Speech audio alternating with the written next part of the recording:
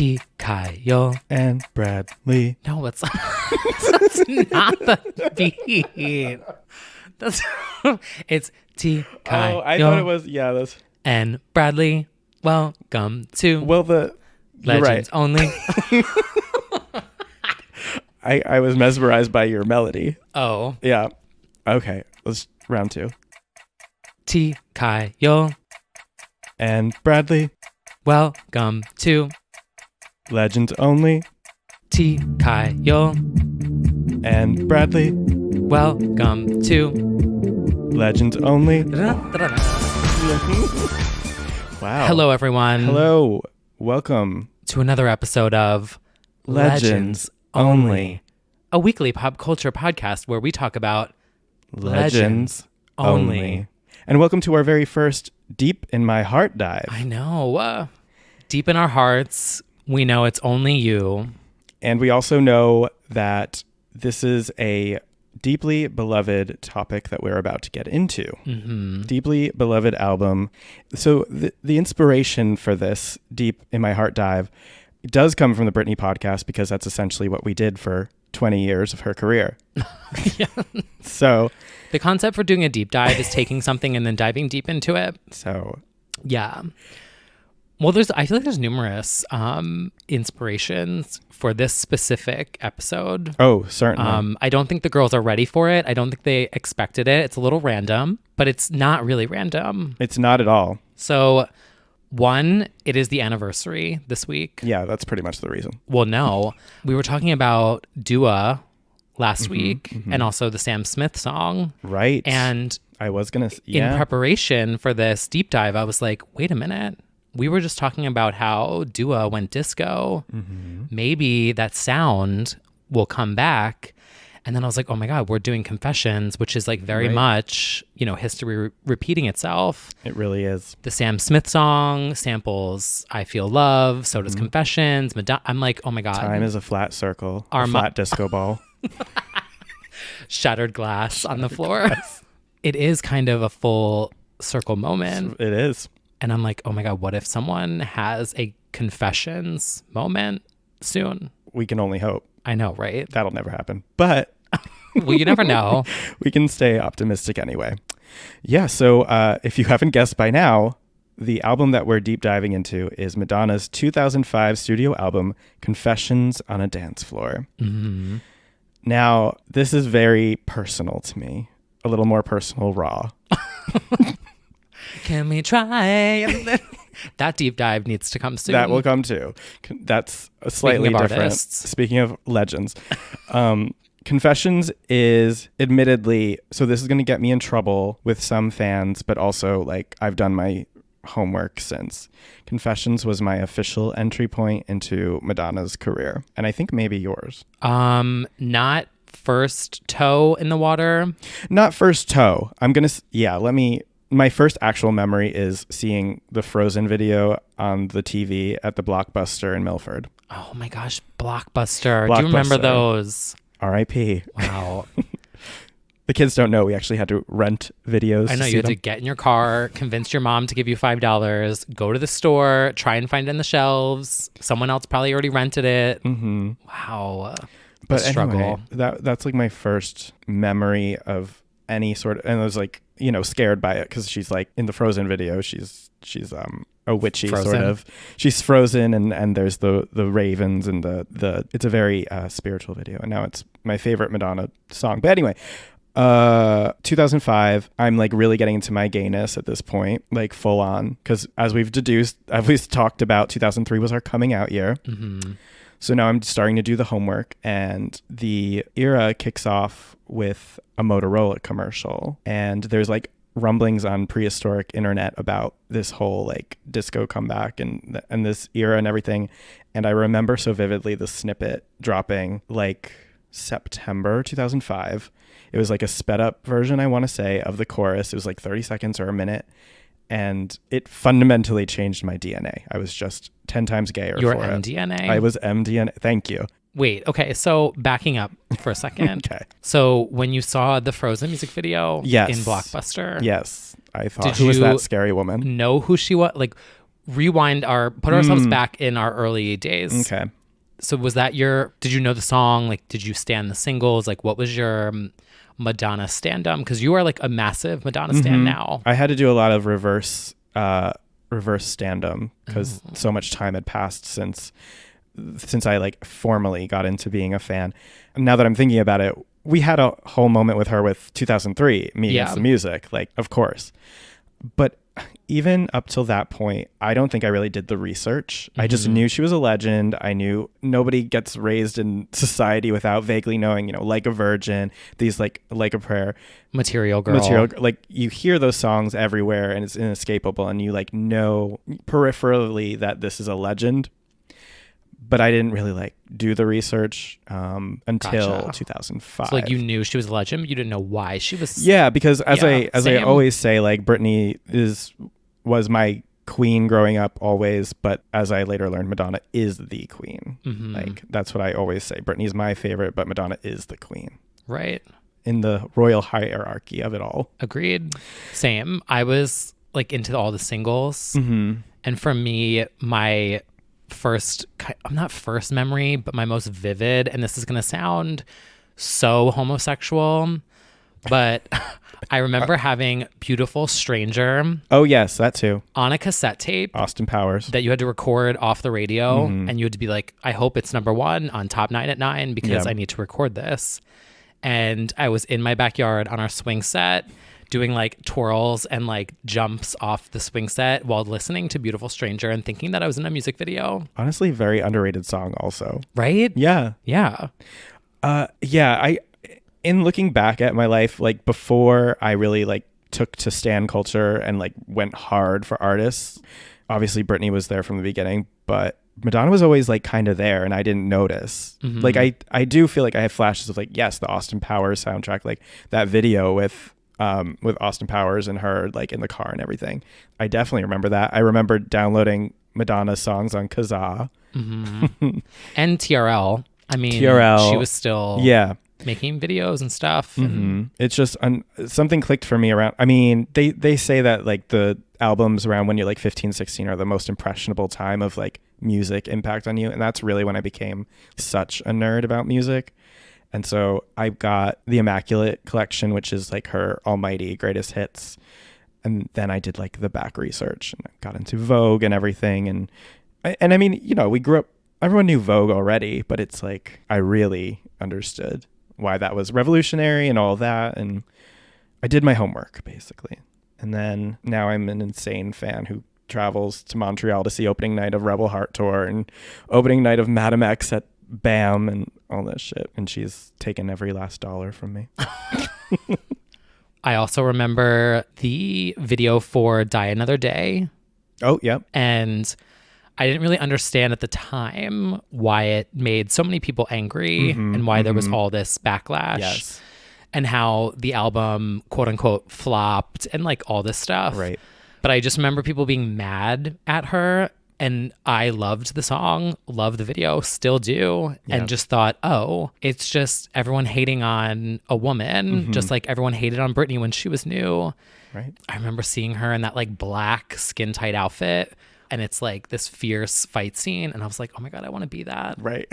And then that's when I started standing, and then obviously she anointed Britney with the kiss, and I was like, okay, we stand. Oh, didn't know she was there. No, I'm kidding. No, I'm kidding. But like, oh, how tragic that they cut the camera away. Forever etched out of history. Until later years when we started standing Bionic, but we'll get there. We'll get there. Yeah, that's kind of where I was at this point. Yeah. So 2005, and I have the most vivid memory of this, because this is like when I became a stan, is I went to a 2005 Relay for Life. And I went mostly in honor of Kylie Minogue, who was recently diagnosed with breast cancer. And that was my whole, like, I mean, I just had gone full force into Kylie at that time. And I was like, in my head, I was just like, I'm doing this for her. Which is like me in Milford, Connecticut, like around a track. And I actually met my ex of 5 years that night, which was very special. But more importantly, I had the ringtone of Hung Up on my phone, and I remember playing it like over and over at that time because it was about to drop. It was September 2005, and I just remember having the teaser of the song over and over. Just couldn't wait for it. Yeah, so that's where I was at in 2005 at a Relay for Life, listening to the snippet on my, I want to say, it wasn't the chocolate yet. It was before it. It was a flip. It had the little camera in the middle that you could move up and down. I don't know. I had one of those like Virgin Mobile, like 10 cents a text message phones that were just like buttons in the front. QWERTY, wasn't that what it's called? That's like, I don't know. Yeah, the keyboard. It literally was like, don't text me. You have to pay 25 cents to text me. Don't do it. Oh, yes. I remember paying per text. Oh, yeah. Yeah. The kids these days, I mean. They have it so easy. They have it so easy. Ugh. Anyway. Okay, boomer. Yeah. I remember what got me into this album. So it was the start of senior year, and I was getting ready to go to college. And I had applied to all these schools in New York. And this album was like dance and adult. And I was like, oh my God, this is like gay. And I'm ready. And I'm going to move. And I'm going to go to the city. And it was just my moment. Like, it reminds me of so much excitement and this transition in my life of leaving small town world, going to New York, gay. You know what I mean? Like, it was. Yeah, it was New York, gay, dancing. Yeah. I remember going to the store and getting the CD, and there was a disco ball like insert in it, and the whole memories. See, this is another thing, like the physical experience. You'll never. Okay, do you remember when you hit stream on Thank You Next? Like, that's, you know, I mean, you will remember that, 15-year-olds, but like, it was something about the physical experience, especially with this album, because the packaging is amazing and the photo shoot and everything, but like getting that little like disco ball insert alone, I was just like, I'll always remember that. Well, the other thing too, and I was thinking about this the other day because this is the first Madonna album that I ever bought and that I have. It's still in my Legends binder. And I was thinking, like, why do I love this so much? And it's that physical experience of having to go to the store and buy something, but also like my family, we don't come from money. So growing up, getting an album was a huge deal. Like my mom taking me to the store and getting Baby One More Time, Oops, going to Kmart and picking it up was like, this is a treat. You need to do all these chores to earn this. So the amount of hours that I put into mowing that fucking lawn to get my copy of all these albums growing up, like, they really mean a lot, and why I keep them and why I still have them. So for Confessions, I was able to buy this with my own money that I earned from working at Summer Recreation. I definitely bought this with my Michael Arts and Crafts cashier coin. But like, it's so special to have earned that. Yeah, for sure. What was minimum wage when at your first job? Do you remember? Oh God, I don't remember. Mine was, I think, $4.25. No. Yes. Really? Yeah. Definitely. So I started at 14 and I did Summer Recreation. Oh. And then it was like $4.75. No. It was more than that. I don't know. It was definitely, and then it like switched to $7. Right. Like over. That sounds closer. Like in a year or two, it like went from like $4 to $7. I remember. Right. Or something like that. I just remember long nights wearing an apron at Michael's Arts and Crafts, fighting with older women about googly eyes. We need an episode about your experience at Michael's Arts and Crafts, because I can only imagine the Karens that you had to experience. I'll never look at a pipe cleaner the same way again. Ooh. Dark experiences, but it prepared me for the man I am today. Wow. Every time you're at the doctor and they're like open wide with the popsicle stick and you're like, no, not again. The coupon's expired. I'm sorry. Wow. No, but like same with being a lifeguard. Oh, yeah. Yeah. Just, you know. A Jersey lifeguard. Can you believe where we came from to where we are now? What has changed? Absolutely nothing. I just don't swim anymore because it's too expensive in New York. Wow. Yeah. Yeah, but like 2005. Those are the days. Yeah, definitely. But yeah, this is the first album I bought. And speaking of the album art, It's another reason why I cherish it so much. Yes. Because this is when she started being a little graphic designer on her Photoshop. And I was like, I'm going to go to the city. Referring to you, not her. Oh, yeah. Me. This is when Madonna finally started to step it up. No. Well.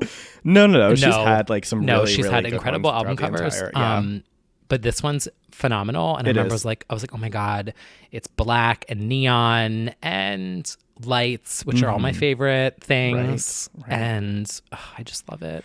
Yeah, it's in fact, for the earliest of Mew Mew's readers, the 12 of you listening, it's the reason for the blog, like the disco ball behind it. And I think I ripped the actual disco ball for the first primitive logo of the website and like even the actual title. Like it's just Confessions was the imagery that inspired my blog. Yeah. So. I remember I did that one logo for you one year. Oh, yeah. You sent it to me and I was like, this is the Confessions ball. Yeah. It was like scammed. Yeah. I had to, yeah. See you in court. See me in court, Madonna. She would too. Right. She really would. Thank God she's not one of the 12 readers. But anyway. Yeah. So the imagery really is amazing. The photo shoot, if you haven't seen it, she is with a disco ball for a majority of it. The lighting is all of the colors. Yeah. And her hair is like a gorgeous, like kind of red. It's like, it's like a oil painting kind of look too. Like it's kind of like, yeah, they are very artistic. Yes. It's all disco related. She's in the leotard. She's in hot pink. And know what else I noticed about this? Looking back, there's so many images. Yes. Like this isn't just what the girls do now, which is just 2 photos. Mm-hmm. Actually, do they even have album booklets anymore? I don't think they even sell CDs. Yeah, I mean they do, but you know there's not often a full shoot. No, I mean look at Glory, for example. It's stills from. What a sore subject. But yeah. But my point was, those were literally MacBook screenshots. Yeah, like actually, but actually though, yes. No shade intended. Nope. This had, I want to say like 20 something photos. Yeah. It was a massive campaign. There's dozens, and they're all fantastic.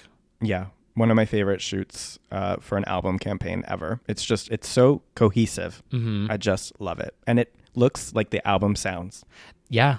And it looks like she's listening to the album. Yes. In it. I mean, it kind of looks like the Ritz. Yes. The one which is exactly what I think of when I listen to this album. Well, they have that gigantic disco ball. Yeah, now. no, it actually is kind of like that. Yeah. It's meant to be obviously throwback. You know, Madonna got her start here. She was performing at like Danceteria and all these clubs. And this is meant to be an homage to that time, 70s and 80s dance and disco. And we'll get into the music and how she reflects that musically. But it totally captures the vibe. So we stan. And I love the typography. Yes. Clearly I did too. Snatched it. Well, before we jump into the album itself, I'm kind of curious from our listeners, because we always joke that we're the podcast for old gays. But I mean, do you guys know who Madonna is? Well, they probably do. If they're listening and they don't, they need to keep listening. Yeah. Well, I guess I was kind of curious because this is our first Madonna album that we fell in love with. What is yours listening? Were you like a number one, like day one Madonna stan? Are you a later Madonna stan? Candy Shop, MDNA, what the fuck is MDNA moment? Let us know. A hard candy moment. Right? Like I'm kind of curious where. I know some. Right? I'm kind of curious to the listeners, like, where do you fall on the Madonna standing spectrum? Tweet us or Instagram and comment on our post, legendsonly_pod. Yeah, so why don't we start actually diving deep into the album itself? Yeah, so we'll take it track by track through Confessions on a Dance Floor. Well, speaking of track by track, actually, before we like go into this, speaking of CDs and things, sequencing, the one thing I loved about this, which I don't think you can experience anymore now because it's not on streaming, but the CD from start to finish is seamless. A continuous, nonstop mix. Yeah, so you hit start and you have to actually, hit the button on the CD player, and it takes you through the entire album, and all of the beats just blend into each other. It's produced and mixed to be nonstop music for an hour, and that was just another part of this that was amazing. Yeah. Which I was like listening on streaming, and it all fades out, and then there's like a gap, and it doesn't mix in. And I was like, "What happened? They ruined it." I know they have a nonstop mix. It's still available in some places. I couldn't find it immediately on Spotify or Apple Music. But Yeah, not in the U.S. Yeah, but it does exist, like a perfect power hour of confessions, and it's so blended so well. Shout out to the producer Stuart Price, who we'll get into on this track by track. But yeah, it's it makes the experience even more authentically like a night out. Yeah. It's like a whole DJ set. In fact, I should just play it for an hour when I'm DJing next. Nobody would notice. I mean, that would be kind of fun. It would be. It'd be easier for me. We'd have to go get the CD player out. It's true. I could do that. Let's begin with the first track, Hung Up, which begins with a TikTok, not to be confused with the app that I'm currently using. But so Hung Up for me is like not just a song. It means so much to me. Of all the songs that like turned me gay, this is absolutely in that list of songs.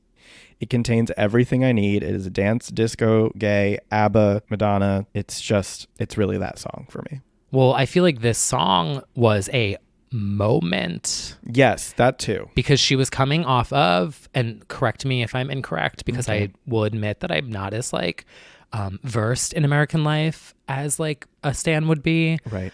But I do remember it was like critically slammed as being a flop, and she got a lot of criticism, and it was very political, and there was the video that like got scrapped, like all this stuff. It was basically dare I say I was gonna say it was sort of art pop era. Well, she's actually had a few art pop eras, I feel, from the press. Like, well, I feel like they've dragged she's had her. a long career, which is difficult to get. Not everyone has Exactly. that. Not that the album ever sounded as interesting as art pop, but in just comparison, in like a metaphorical sense, it was like a Britney Jean moment. It wasn't exactly critically she was coming from acclaimed. a critical low. Yes. So this comeback was like bam. Yeah. And she was fucking snatched, and it was dance, and it was upbeat, and it was just a massive moment. Yeah, she basically said in interviews at the time that she like got out all of her political stuff for the most part, like on American life, and she was very angsty and political, and that she wanted to let go and dance, and she wanted to have a fun time again with the music and kind of uplift people. We're all gonna have fun! Which is funny because she kind of did the same thing with like MDNA a few years later, when she was working on her movie. But people are kind of doing that now too. Isn't it weird how... Yeah, I mean, sometimes artists dip into like a very heavy political territory, and then they need a break, and then they come back. Yeah, and I think this was her sort of like rejuvenation of her spirit in a lot of ways. It was because American life was so political and divisive, and just I guess the backlash she got was severe. I mean, this was 2003 was a time of like the Dixie Chicks being canceled for not liking Bush. Like it was like really. She in a matter of 2 years or so, she managed to completely like 180 her artistic vision, as she is wont to do. She is the queen of reinvention. So she comes out in a leotard. The video is just as iconic, and it is parodied and like referenced to this day. Her coming out with that boombox and like putting it down in the dance studio is like officially a pop culture moment. Yeah, it is a symbol. Yeah. Like you can see that and know who that is. It's like Britney with the pigtails, the Joanne hat. Right. Things that you remember in pop culture. That leotard. And at that point, so I'm doing the math. Hold on. 61, 58. If you can do the math. She was about 47 when Confessions was happening, because she's 61 now. So yeah, that's 2019, 2009 would be 51. Sure. So she was about 45, 46 when this is happening. Wow. Which was revolutionary enough that a woman over 40 dared to wear a leotard and, stretch and be provocative in a video and all that. as she's continued to challenge, and she'll do that until she's 80 for sure and beyond. Yeah. That's why we stand. That is why we stand. So this is a video where she has all her dancers, and it's, about dancing. And one of my favorite cultural landmarks in this is that there's a Dance Dance Revolution. It's so weird watching in retrospect. I felt very seen at that point. I was an avid DDR user. Right? Like that's when like PlayStation had like accessories, and everyone was like, oh my God. Yeah. Always one to have her ear to the street with what's hot. It was nice to see that there was DDR representation there. But yeah, the song, so it samples ABBA. And the thing that's cool about that is she actually had to write a letter to them directly and mail it to them and beg to use the sample because they are notoriously stingy. I think they've only, prior to that, did like the Fugees once for a sample. So she had to ask for clearance, and they didn't immediately say yes. But I think they now somehow acknowledge that it was like a good move and that they liked the collaboration or the sample rather. I'm a bad gay. I thought it was original until like this moment last year. No, when Cher did Gimme Gimme, and you're like, I was like, oh my God, wow, she sampled Hung Up. And my friend was like, are you fucking kidding me? And I was like, what? And then, I had an educational moment. Yeah. And, that's important. Nobody should be criticized for not knowing. It's a teachable moment. It's a learning moment. That is a Gimme Gimme Gimme, A Man After Midnight, which is also a great song. Like it's that song, Hung Up, and the Cher cover of the ABBA song. I love it. I love the whole trajectory. But yeah, Hung Up also contains, fun fact, lyrics from her song with Prince called Love Song. Time Goes By So Slowly is actually, she's referencing her own lyrics. Oh, see, I didn't even know that. This is like for the gays because we love a reference, and she's referencing this whole album. Yeah. It's like music that she was already inspired by or music that she's already made. So yeah, she lifts from her own lyric book, and she lifts those legs. She lifts those legs. Like that's the one thing I'm thinking of is like that video, her legs are so flawless. Ugh. It's true. Yeah, this is just like such a moment in pop culture, and to this day, like when you put it on at the club, it still gets a reaction. It's still exciting to me. It's just a perfect pop song. And I feel like any song about like telephonic disturbance always tends to be amazing. Like any sort of like telephone hello from Adele, like I think I wrote about that one time. Like all these telephone songs tend to be really good. Oh, you mean like, let's do a mega mix. We're gonna have a telephone night. We should, honestly. Phonography featuring telephone, featuring Hung Up. Yeah. Any sort of telephonic miscommunication makes for a great song. Let's talk about phonography. I'm hung up on you. There's a hit there. There's so many remixes you could do. There are. Hung up on you. T. Kyle sings for an hour. Shaking. Yeah, exactly. So let's keep it moving, as the album does. Yeah, because it doesn't stop. It doesn't stop. Into Get Together, which there was this Twitter meme that went around a few weeks ago that was like, what's the most perfect 3-song progression on an album? I'm sorry. Hung Up, Get Together, Sorry, a flawless trio. That is T, but I'm sorry because I kind of disagree. Oh. I'll tell you where mine is later when we get to it. I mean, it's just one of them. I don't think it's it's just a very strong one. True. It's a very good one. Yes. Yeah. So Get Together. I really want to be with you. I equally adore this song. This music video for me stands out. Oh, yeah. It's kind of, looking back, it's kind of like tacky looking, and it's just green screen and motion graphics. Sure. But as a young twink gay moving to New York to go to school for graphic design, this was like my aspiration in life. I was like, oh my God, that video. I'm going to make music videos and do album art for gay icons and legends. Wow. Yeah. So that's why it stands out to me. It was like a goal of mine. Yeah. I was like, oh, I want to learn how to do that. Yeah. I want to be up there. I don't know that I have much to say about the song other than it's, you know, it dives even deeper into like the trancier vibes of the album, and just the way she says it's all an illusion. Just, oh God, it's so good. It's so Madonna to be like, what you see is not the truth. Like, it's all an illusion. Just, it's full of Kabbalah-isms in a way, as she gets into later in the album. I just love the song. That's basically my thesis. Sorry, I'm really having a moment. Speaking of sorry. Oh, the next track. The next track taught me how to say it in about 50 different languages, which is important because I often need to say it. Sorry is just that song. Now, what is this about? I've heard it all before, and I can't take it anymore.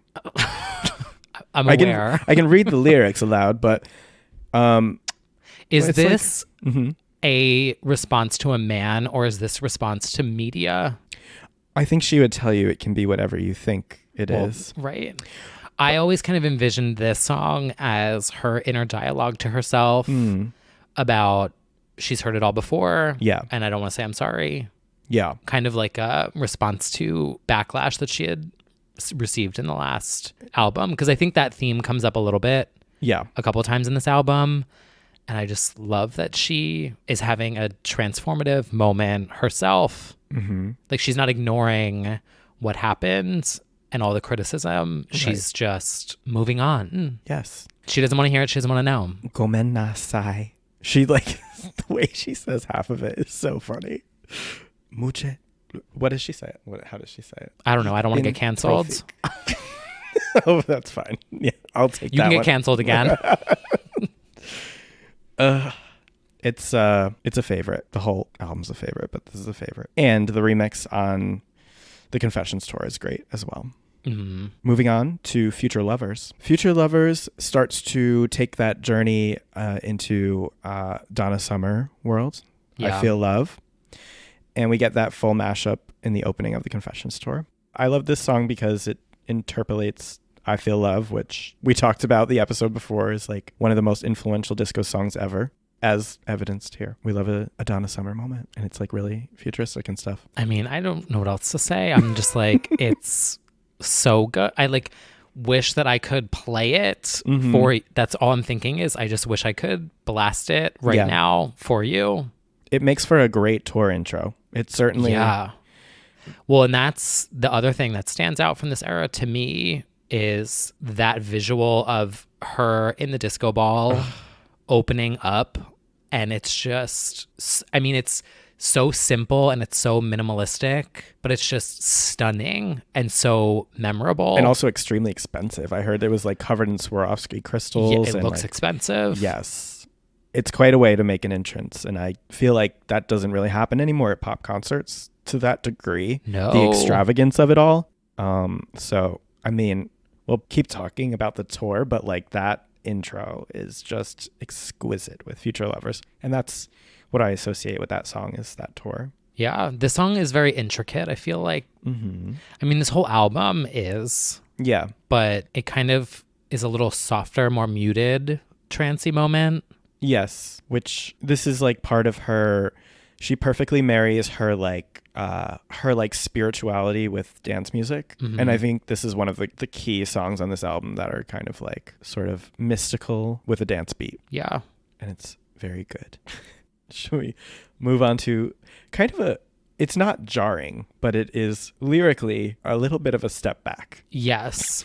But this is one of my favorite transitions on the album. Yeah. Because Future Lover is very mystical and it's more muted. And then this next song, it literally like whooshes in. You've got the sirens. It's I Love New York. And the way that it transitions, which if you live somewhere that allows you to listen to the full track, you can hear it.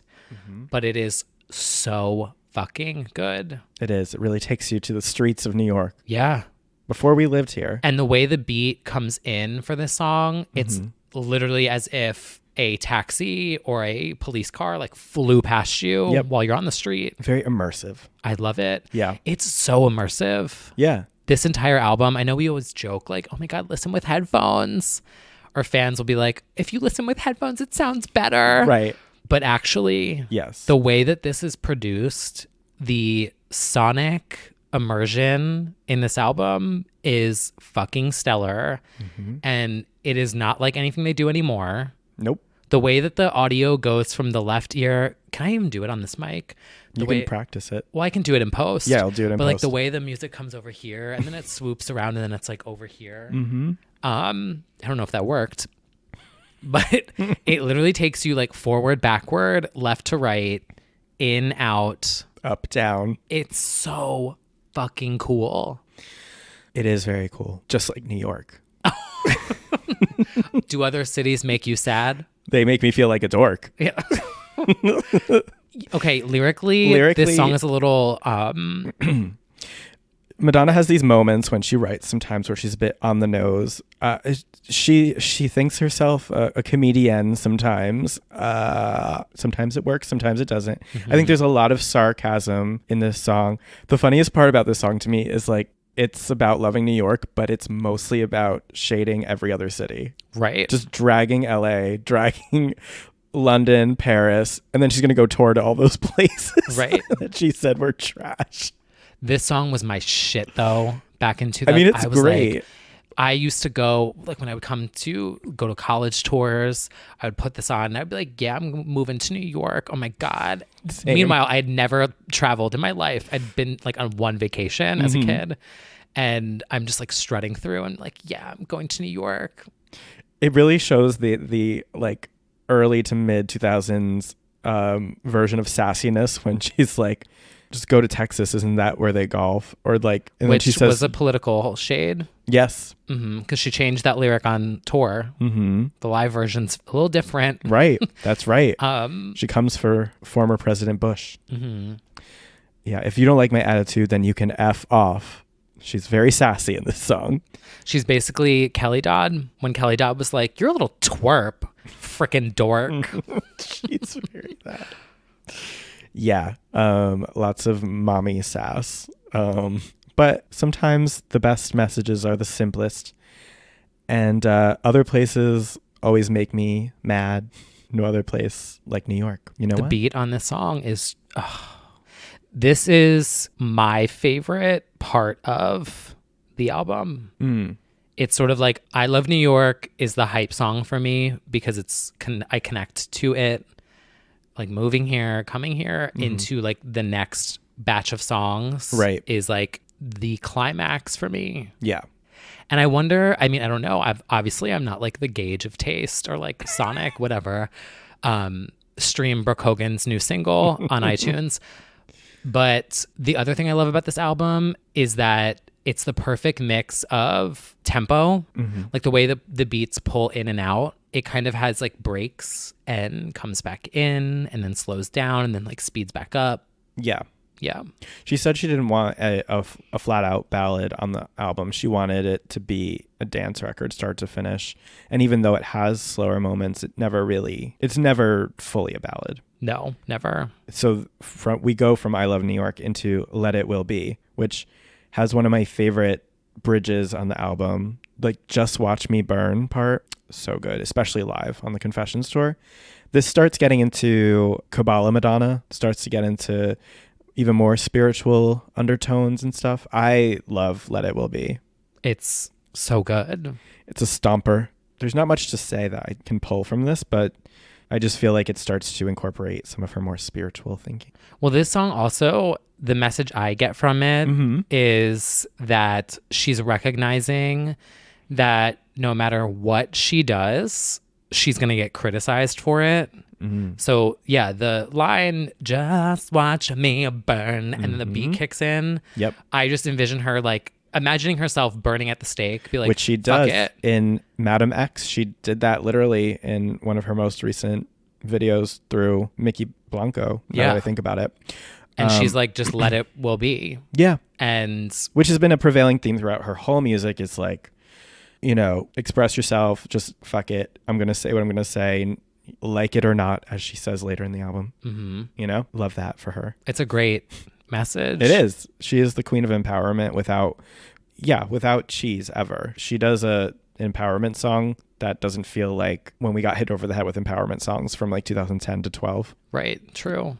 Also at the time, I didn't even, I mean, I'm sure there were stans who kind of saw the meaning then, but I just remember this being an upbeat dance record for me at the time. Yeah. But as an adult, looking back on this and revisiting this album years later, I'm like, oh, now I'm starting to see how this fits into your career, Right. where you were at, why these lyrics make sense. Right. And having a new love and almost rediscovering the album as an adult. It's like a different appreciation now. Right. I think it's like what you said. Yeah. With the lyrics.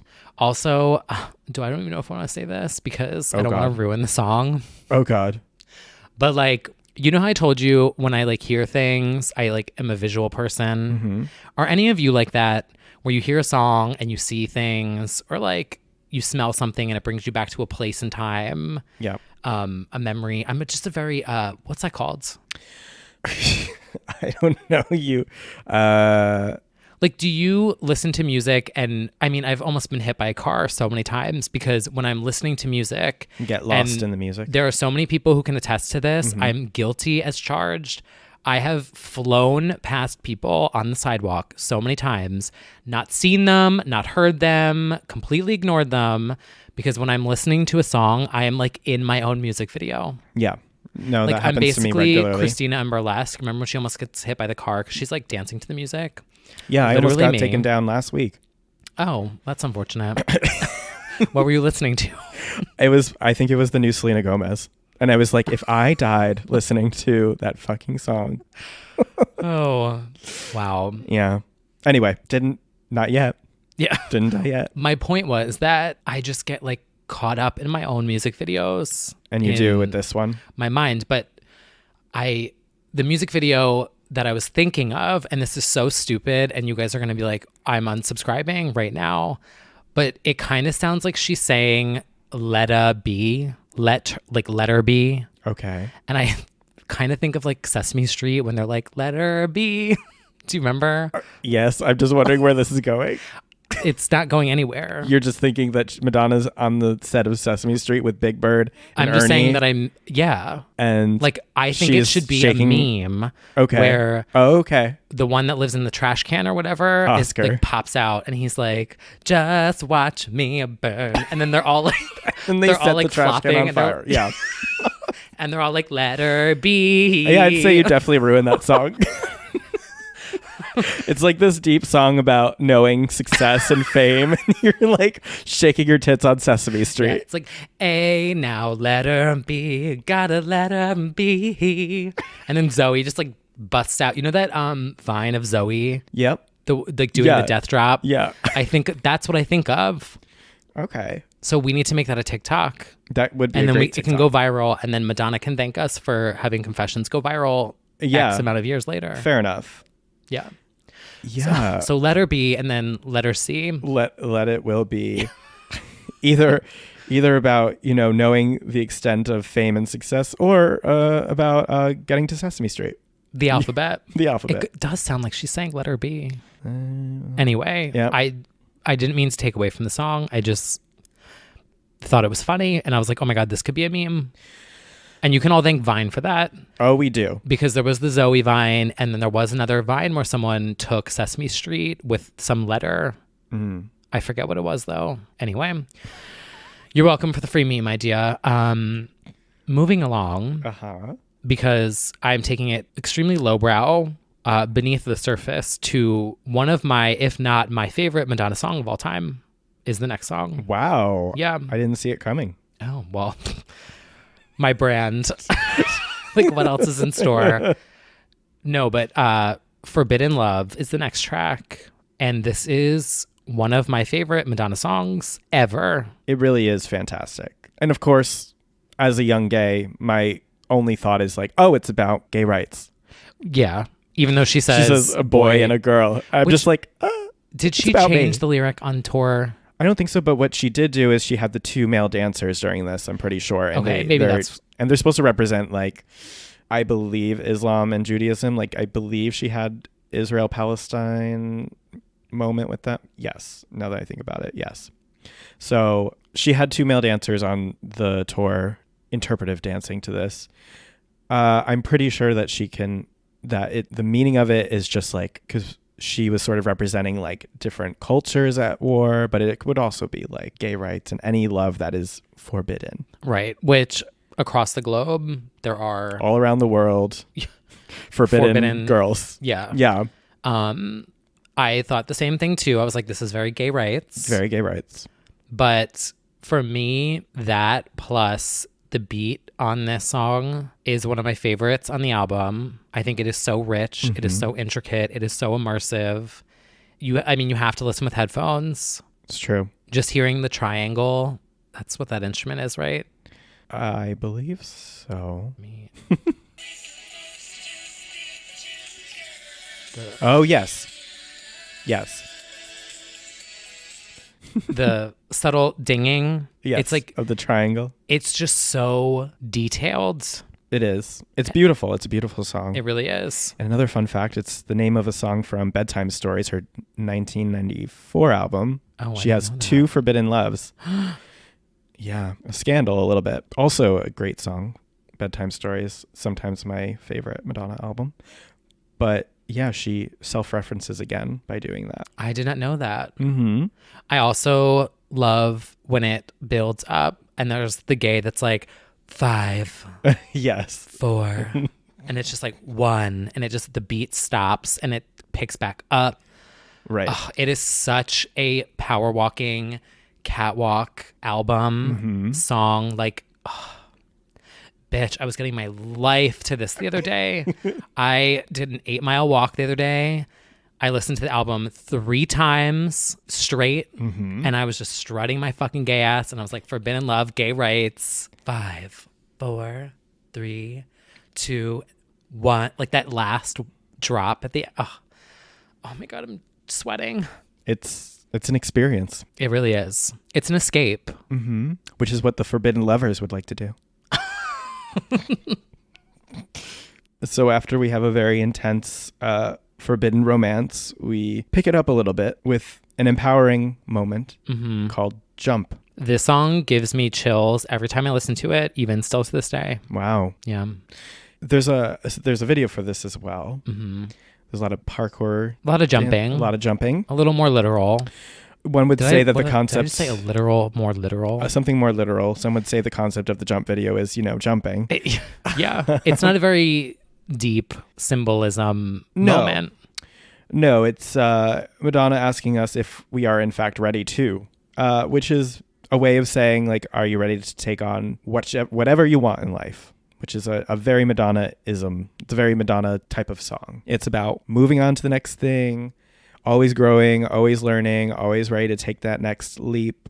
And this is a very perfect for the time period that we were at in our lives, because it was about not knowing what's ahead, but taking the leap of faith, which I think like really connected with me. Oh, totally. So it's the perfect embodiment of a new chapter. Mm-hmm. Taking a risk, taking a chance, making a change, and breaking away. This is her breakaway. This is very breakaway. Mm-hmm. Mm-hmm. The line that resonated with me most on this, and still does to this day, is when she says, "I can make it alone." Yes, which she then on the tour says, "I can't make it alone." Well, it's like, no, just stick to the script, stick to your song. But like, is that the lyric? Can't? No, it is. I can make it alone. But then she like does her little like monologue with the crowd, and she's like, "The truth is, I can't make it alone." Oh, right. And it's like, okay, yeah. Coming off the heels of a not good coming out experience, right. The line "I can make it alone" was like a extremely empowering moment for me.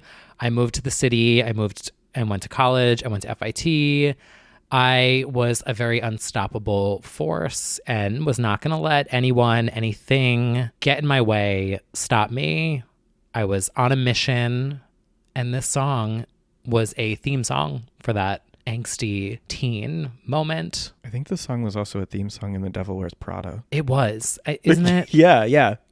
Not to take away from your personal experience, but it also was a shared gay experience. Yeah, it was in Devil Wears Prada. And Yeah. Because I didn't go for fashion, but everyone was obsessed with Devil Wears Prada. Yeah. And so that song too, it was like a cultural moment. It was. Yes, this is a very special part of the album, for sure. I was listening to this song before we published our first episode of Legends Only. Oh, wow. You were ready to jump into the external disc. And I was like, I'm scared to start a new chapter in my life. Yeah. What do we go to? Jump by Madonna for that inspiration. Click publish, do it. We all have those songs that represent breaking away. I requested Breakaway to be our graduation song in college. How'd that go? It was rejected. Okay. Yeah. Yeah, I believe our senior song was, might have been Usher's Yeah. Not sure. Sorry, that's triggering. There was no trigger warning there. Are you serious? Honestly, or was that like trying to I think that was like trigger the me? theme song. No, I'm serious. Like it was either the theme song of a dance or our school. I don't know. Give it up for the class of 2010. Not for college, for high school. Oh. But yeah. We had high school songs? Graduation I think songs? we had like songs at dances that I try and block it out. Yeah, I don't remember that moment. But anyway, you say jump, I say how high. Again, we're now deep into the more introspective side of Confessions, where she starts to talk about her own career and her own sacrifices. And she shows that you can be deep and still make dance music, which I think is really important because everyone kind of like disregards dance music. And it's like, these are very, I think, profound lyrics. And yet it's a dance song. Totally. And the way that Jump goes into How High, the meanings are a perfect pair. The way that they set the story. Totally. I strongly relate to this one. It's like wanting to do a thing, then doing it, and then being like, wait, was it worth it? And taking into everything that you've done, and then, was it exactly what you thought it would be? Right. After we've moved to New York and done all the things we want to do, and since like... In revisiting this album, I kind of feel like Jump was my 20s. Yeah. And How High is my 30s. Totally. This is very sort of like a spiritual connection and nothing really matters. Very like questioning all the things you've done for yourself in your life and like who gives a fuck about money and fame and all that stuff. And does any of this matter? Very existential. Yeah. Highly relatable. It's like all the risks you've taken, all of the hours you've worked, or whatever it is that you've invested your time, blood, sweat, and tears into. You get to a point where you're like, was it worth doing any of that? And if that isn't relatable as fuck. I mean, yeah, it could apply to anything. It certainly can. And the cool thing also about this song is it was done with Bloodshine and Avant, who would really go on to do Blackout. Yeah, Bloodshine and Avant, along with Stuart Price, who did the whole album. Yeah. Wow, I didn't know that was Bloodshy. Yeah. You know what's interesting? Speaking of Blackout, and I was waiting to say this to you on here because I was like, he's smarter. No, I'm like, Brad's smarter. I'll just like see if, I just don't think that I'm in a position to claim that I have sonic taste, even though sometimes I think I do. Okay. But I was thinking about this album, and it obviously was 2 years before Blackout, and it's very electronic. Part of me was like, was this album kind of a precursor for Blackout? Because we always talk about Blackout as being a pivot in pop music. Yeah. I feel like in pop culture, it's kind of the sound of it is a marker on when music changed. Yeah. I mean, it's very highly acclaimed. Obviously, a lot of fans think it's her number one album, whatever, et cetera, et cetera. Yeah. And then in retrospect, I was kind of like, Confessions was almost a teaser for what Blackout would be. Yeah. It's hard to say. I mean, there's always dance albums every year. Like, it's not like it's never that. I think Confessions kind of set forth dance music in sort of a Euro way. Like, I feel like Cascada came out at that time in like September, Cry For You. And like all those songs were sort of happening post Confessions. And I don't know if maybe that trickled into, because Blackout for me is like R&B in a lot of ways. Like it's got the sounds like darker, something more urban, as she would say. What kind of song would you have him do if you were his mentor? Something more urban. More urban? Yeah. Like what? More bass heavy. Yeah. And then Confessions is like Euro, I feel. Yeah, It's- Euro, electronic, Yeah. trance. So it's almost like I do kind of feel like Europop inspired Blackout, or Yeah. like it was it's like a predecessor, I would say, definitely. And also kind of more conceptual album, like as a whole. Yeah. I felt like they have similarities. Yeah, I do wonder if Britney listened to Confessions and was like, I'd I- love a start to finish like this album, because Right. Blackout is undeniably, like, regardless of whether it's your favorite Britney album, it is absolutely her most cohesive start to finish, just Yeah. like Confessions. And Like, they both have kind of a cool down moment. yeah. The last song is like it's like not completely Yeah, a yeah, ballad, yeah. but it's Interesting. oh my gosh. That is one question I would love answered Mm-hmm. is, did Britney Spears listen to Confessions on a dance floor, and what does she think about it? She definitely did. She's a If huge she posts fan. an Instagram one day where she's listening to How Jump High? Oh my or Hung God. Up, How bitch, High is very on brand for her right now. it really is. Oh, the question. Well, Well, yeah, we'll have to. we'll we'll DM her and find out. yeah. So we get into some like existential questioning, and then we really get into the guts of Kabbalah Madonna with Isaac, which is like very religious symbolism, but without hitting you over the head with it. I want to say it's not my favorite on the album, but it is. No, me neither. But it Yeah. has one of my favorite sonic moments at the end. That like Boom, boom. yeah, The way that it like I've said this before, dissipates. but there's so many moments where it's not your typical pop song that has like verse, chorus, catchy, catchy, catchy. She pulls all the sounds out, and Yeah. then they stop, and then they come back in. And this has one of the most abrupt. Yeah. And it's fucking so good. It's funny, on the same album you have I Love New York as you have Isaac, and Isaac is just written by Madonna and Stuart Price. So it's like sometimes she writes really profound, like I think this is beautiful writing, and then sometimes she writes I Love New York, which is very goofy. Get you a girl who can do both. Yeah. It's the longest song on the album. It's the Kabbalah Madonna moment, but I think it's a nice addition. It's not my favorite, but it keeps it going. It keeps the album going. Yeah. And I think it fits in the story of taking risks. Then she's having this self-reflective moment on Yeah. How High. And then her spirituality comes in. Yes. It's just there you go. such a good story Yeah. as the album progresses. And then you get pushed into Push, which starts to be, it's not all her. It starts to be like opening up to somebody else and being like, you push me to be my best self. Right. Almost like Which- opening herself up to a relationship Mm-hmm. again. It could be anything. It could be her kids. It could be a relationship. It could be her haters. Her fans. It's all because you push me. It could easily be both her haters or her fans. Yeah, it's true. So, I'm not the biggest fan of the verses on this one.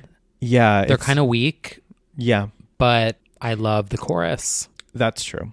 Same way I feel about I Love New York. It's almost like weak Yeah. lyrics that kind of sound a little childish. Yes. But the production and the sound is so good. Actually reminds me the dinging of the like bell sounds reminds me of like Hard Candy early days. Like it starts to It does. a hint of that. Yeah. Totally. Which, she was ahead of her time. Very ahead of her time. So yeah, Push almost gives a nod to that era, which is interesting. And then the final track on the album is called Like It or Not. Bloodshine and Avant did Like It or Not, producers on Blackout. This is actually only Bloodshine and Avant and Madonna. This is not Price. And I think it's like a very underrated ending of the album.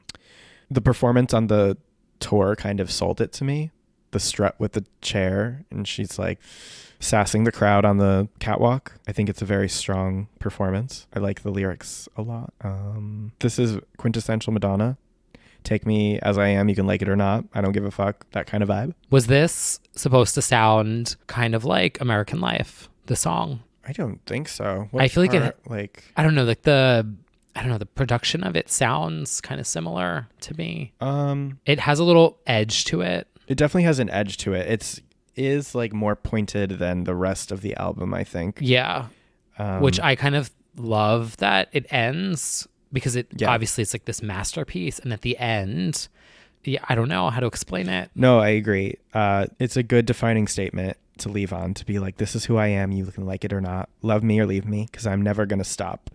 And if there's any prevailing theme in Madonna music, it's I'm never going to stop. Don't stop me.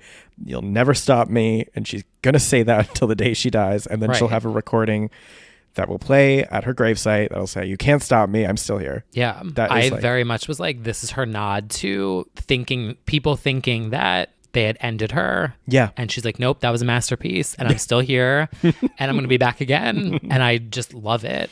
Yeah, it's such a good finale. It is. And I love the imagery of I'll be the garden and you'll be the snake. All of my fruits is yours to take. Wow. Yeah.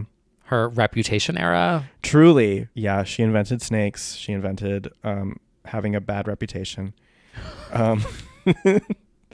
So that's Confessions standard version. I bought like a deluxe edition that had a journal that came with it too, because I was obsessed with the packaging. You just like opened it up and you were like, how high are the stakes? How much fortune can I make?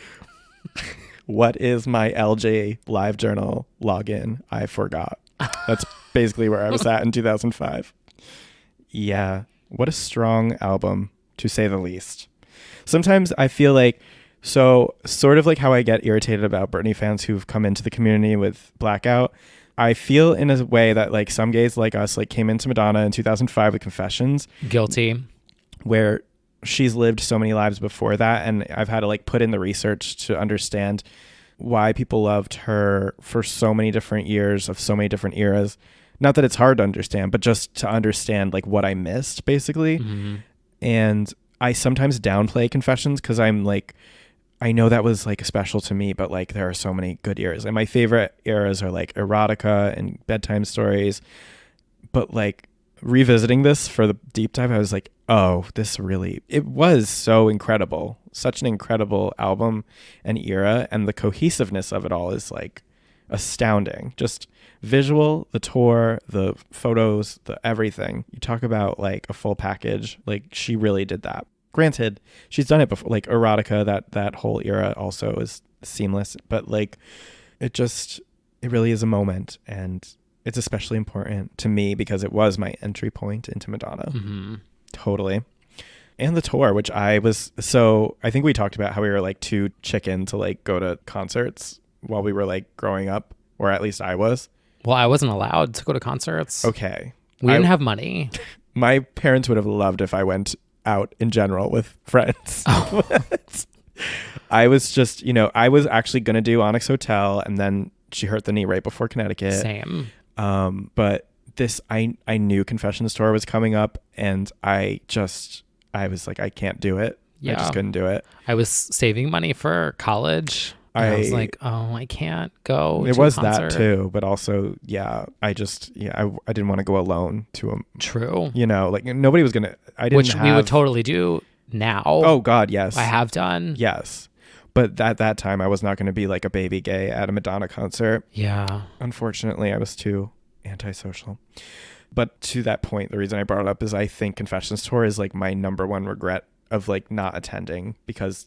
Oh, I would have loved to have been there. A Jamie King production, just like, he's done Return of the Spice Girls, everything that we love. Circus. It's such a flawless production, and I just wish that I saw that up close. Luckily we do have a DVD. We have an incredible DVD, and this was before her DVD quality became like manic jump cuts in later years, which it's too much. Well done. It's yes. Nothing will be as terrible as the Femme Fatale tour. That's true. But Madonna does have a pretty fantastic collection of live recordings. She is one of the only artists who releases the live album with each concert, which I'm so grateful for. So but this done. Is so perfect. Phenomenal. I regularly, like, as far as my like gym go-tos, like the opening of all of her shows always pump me up at the gym, but like this album I can go straight through. The live version of this She has such good tour intros. She really does. And she blesses us by putting them on iTunes. Yeah, you can stream it Spotify now. and Apple Music. Available now. And even the album art of that is Oh, fierce. so good. Yeah, the tour intro alone is like peak pop perfection of coming in a giant fucking disco ball. It's like ticks all the boxes for me. Simplicity. Yes, but also intricate equestrian outfit and whipping the dancers, which was a play on. So like a year before, I believe it was a year, she had fallen off the horse. And it was like all in the media that she had broken bones and stuff. So she was like reclaiming her horse girl narrative by being like literally getting back on that horse, which that is so Madonna. It's like, oh, it's tried to stop me. Now I'm going to theme this fucking show around the horse. Right. And then that horse would go on to be used in Radar. No. That horse had a very long storied career from breaking Madonna's bones to being a circus. To getting showered down with a hose and Radar. And showered down the hose. R.I.P. Radar horse. But yeah, I would say highlights of that tour were the opening. The erotica performance kills me. She does like a beautiful dance to a mix of the song that uses the demo of erotica called You Thrill Me. And that actually played. We were at, where were we? We were in Brooklyn at, what's that fucking bar? Rosemont. And they were doing the video pop night, Top of the Poppers, I believe. Oh. Mm-hmm.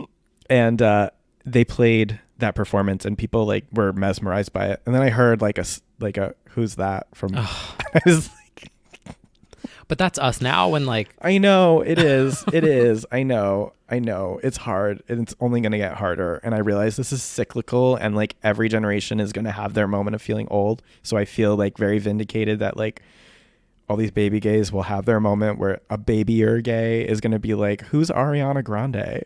Sure, it will happen. And that'll certainly happen. And then there'll be some gay that's like, well, why don't you tell them everyone what that is? She had the best ponytail of anyone. No one else could do. But yeah, erotica and the finale with Hung Up. It's like a 9-minute opus, and the crowd participation when she yells at everyone to repeat, time goes by so slowly. I always think of that too. Time goes by so slowly. Once more on the left side. Like screaming it. And that like once that doesn't happen at concerts anymore, really. Like no, that amount of crowd participation and the way that she makes everybody go mental. Well, I mean, now you've got BB Rexa. That's like this This song song went was- number 1 for 5 fucking weeks. You better sing the fucking words of the fucking song. Which I Thank do you, appreciate. DJ. Basically me. at the Yes, bar. that's very you as a pop star. You Every are time I BB hear Rexa. a song and someone's like, "What is this?" I just quote that video. I'm like, this song was number 1 for 50 fucking weeks. This song was number 1 for 50 fucking weeks.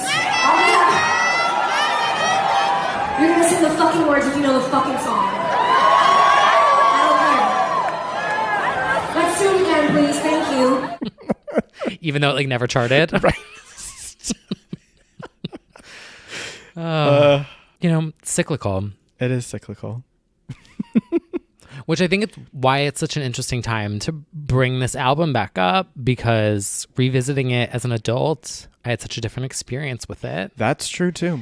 And we were talking about this rise in disco sound, and I started to listen to the new Dua song again and kind of comparing them.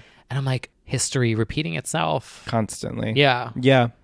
And I think if you love this new sound, and I mean, we don't know if it's going to continue and if all the girls are going to go dance, disco, Right. pop. Right. But if you don't know about Confessions, highly recommend taking a visit. Yeah, if you haven't gotten the gist by now, we were very into the album. We highly recommend. We highly recommend. I do consider it one of the gay Bibles that you do need to digest. And yeah, I think it just represents a really important era for her. You also have to consider, as we said, she was like 45-ish, and like consider like where she was in her career to have another global moment happen. Like it's like unheard of, aside from Cher, I would say. Like that really just never happens. You don't really get another global moment that deep into your career. and it sparked a whole nother revival of interest in her, and that is why she is the queen of pop, in my opinion.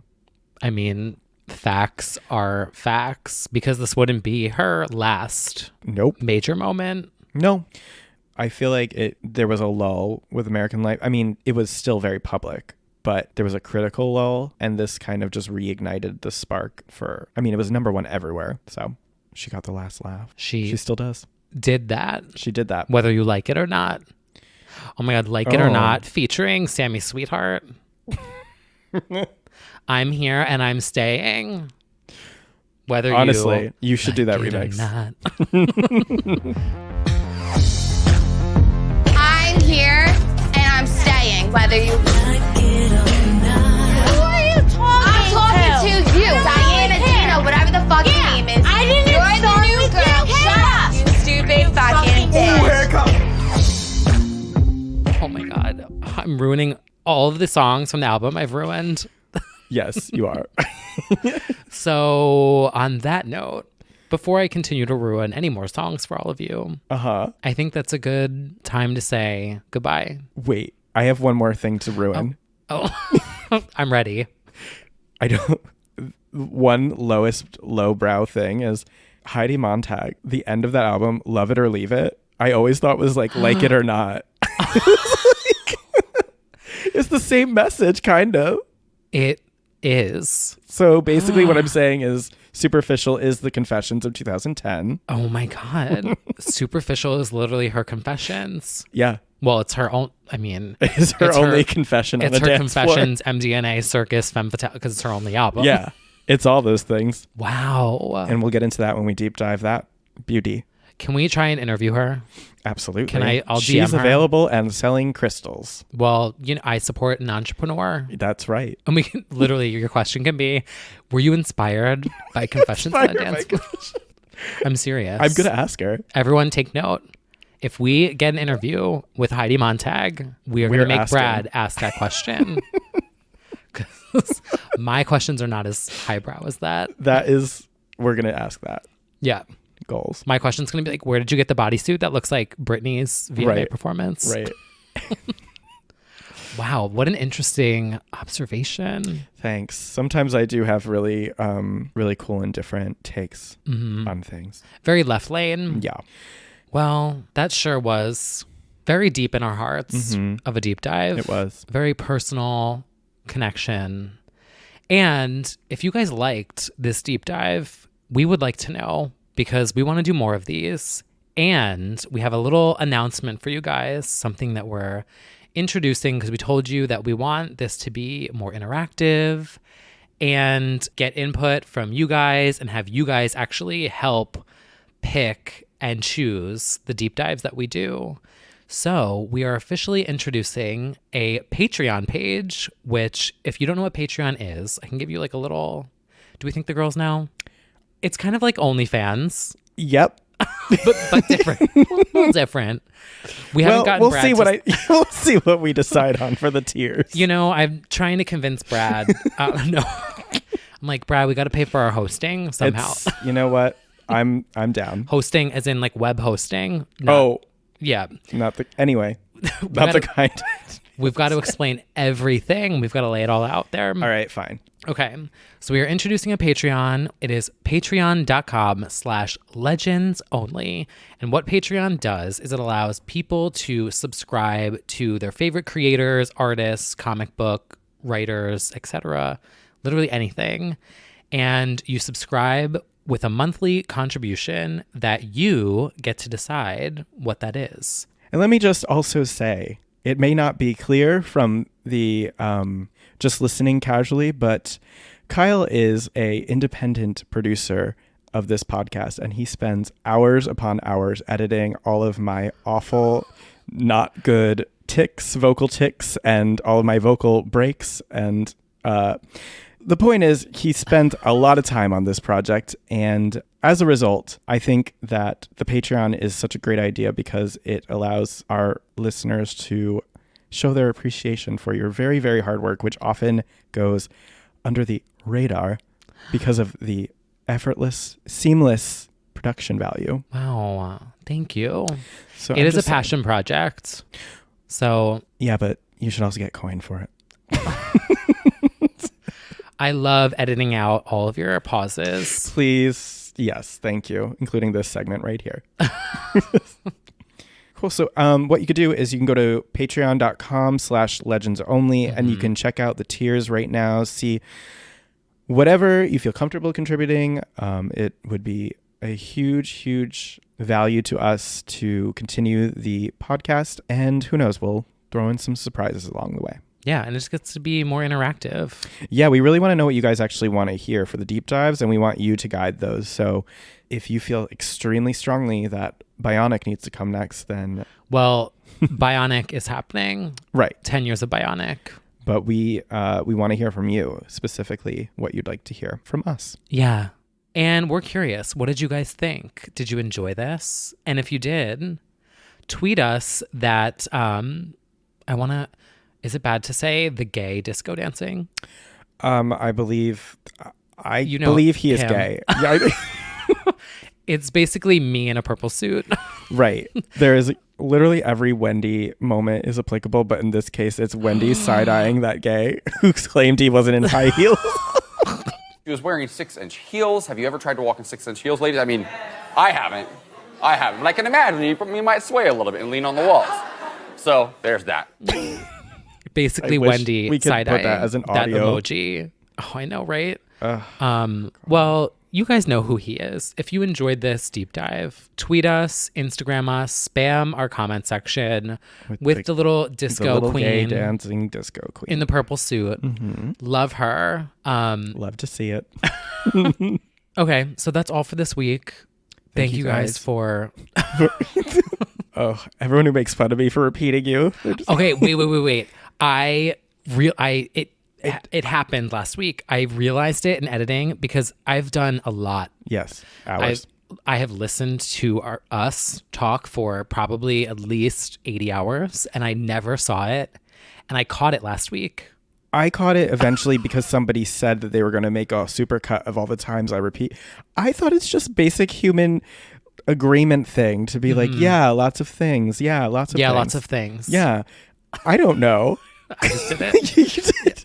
That, to me, seems like a normal human that to me was conversation. like kind of normal too. Wow. You No, could just I have did your own catch it. podcast. But I also think, in your defense, it was things where we were trying to like say it at the same time. Got it. Yeah. Anyway, anyone else who wants to call me the Manny Mua to your Jeffrey, I've had it You know what? officially. Well, we've both been canceled, so It's true. I suppose there are some parallels. yeah. I think Manny Mo is hot. You know what? That's something that you just said, and you can I'm not taking it back. you can put it out into the universe. I've tried. That's true. You have. He has. I right swiped him on Tinder. Well, Manny, if you're listening, there is a swipe waiting for you from T. Kyle. And if you don't like my podcast, then don't fucking listen. God. Oh, God. All right. We need to log out. We absolutely do. Okay. Thank you guys for listening, and let us know what you think about Confessions, and we will see you. See you. Repeat me. And we will see you soon. Yeah.